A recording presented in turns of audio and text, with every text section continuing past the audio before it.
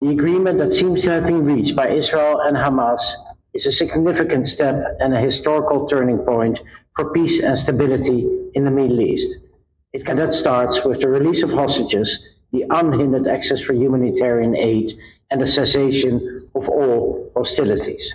It was a true pleasure to get to know you, and I look forward to cooperating with you for a long time in the future. And it's also meaningful for me to be here and experience Indonesia firsthand, as my first visit as Minister of Foreign Affairs to Asia is here to Indonesia, a country with which the Netherlands, of course, shares a long, strong, and dynamic relationship, rooted in history, but more importantly, defined by close cooperation in the present and a shared vision for the future. And this was underlined by President Prabowo's recent visit to the Netherlands, where he was warmly welcomed by our King and Queen. During that time of visit, following the advice of an independent Colonial Collections Committee, as mentioned, the return of the famous Dubois collection was announced. Some 28,000 objects of invaluable historical and significant importance. I would like to express my gratitude to the Dutch committee and their Indonesian counterpart, Tim Repatriasi, for their invaluable cooperation in making this return possible.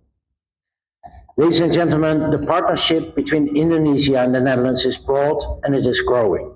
It includes political dialogue, economic cooperation, cultural exchange, and very strong people-to-people connection. And my visit today builds on that foundation and reflects our shared ambition to deepen our partnership in the years ahead. Indonesia is a key partner on the global stage. As the largest economy in ASEAN, a G20 member, and now a BRICS member, and a country seeking OECD membership, Indonesia brings a strong and independent voice to the international arena. In an increasingly divided, multipolar world, we greatly value Indonesia's bridge-building role and its principled support for a rules-based international order. As the Netherlands, we aim to be a stable, reliable, and predictable partner to Indonesia. Minister Sugiono and I had open and constructive discussions on a wide range of topics.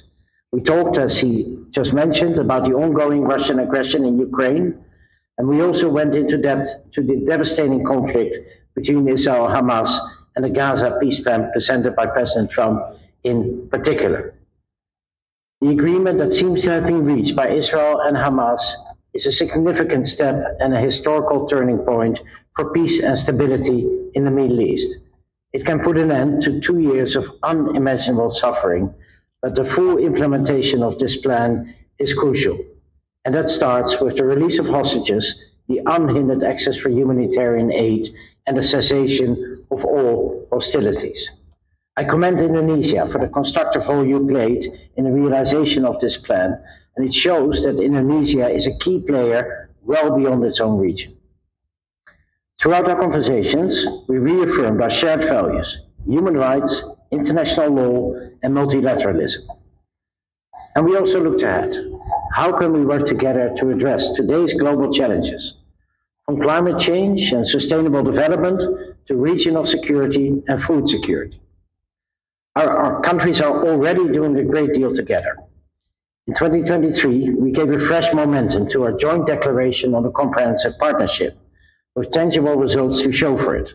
The signing of a €300 million Memorandum of Understanding between Indonesia and Invest International in February, one of the largest Dutch trade missions to Indonesia last June, focused on water, maritime cooperation, and horticulture, an upcoming visit to the Indo-Pacific with a Dutch frigate currently planned for next year, an ongoing collaboration in ASEAN, and support from the Netherlands for Indonesia's OECD accession process. Today's visit builds on those achievements and marks the beginning of a new phase.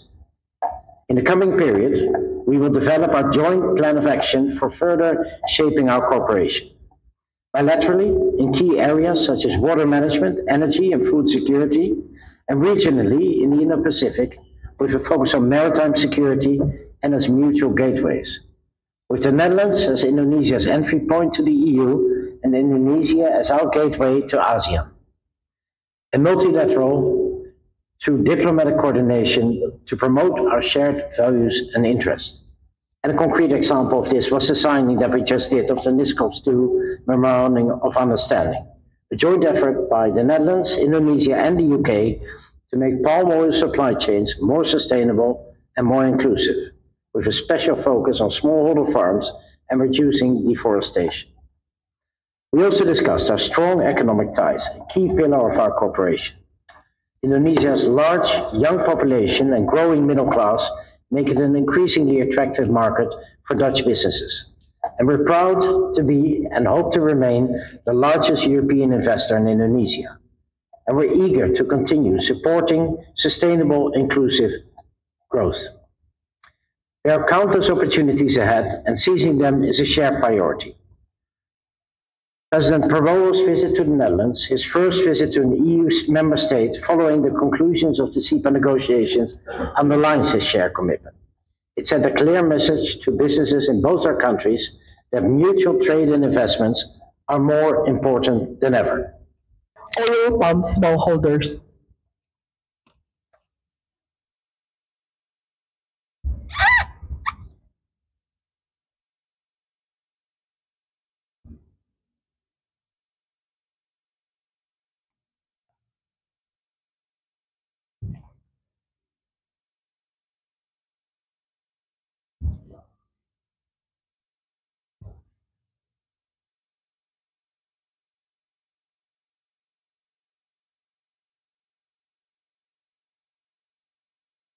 Signed by the Minister for Foreign Affairs of the Republic of Indonesia, His Excellency Sugiono, and the Minister of Foreign Affairs of the Kingdom of the Netherlands, His Excellency Menlu Van Weel.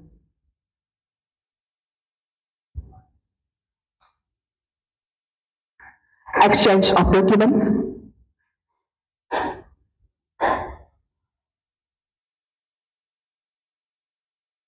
Excellencies, please present the signed document to media for photo opportunity. Now we will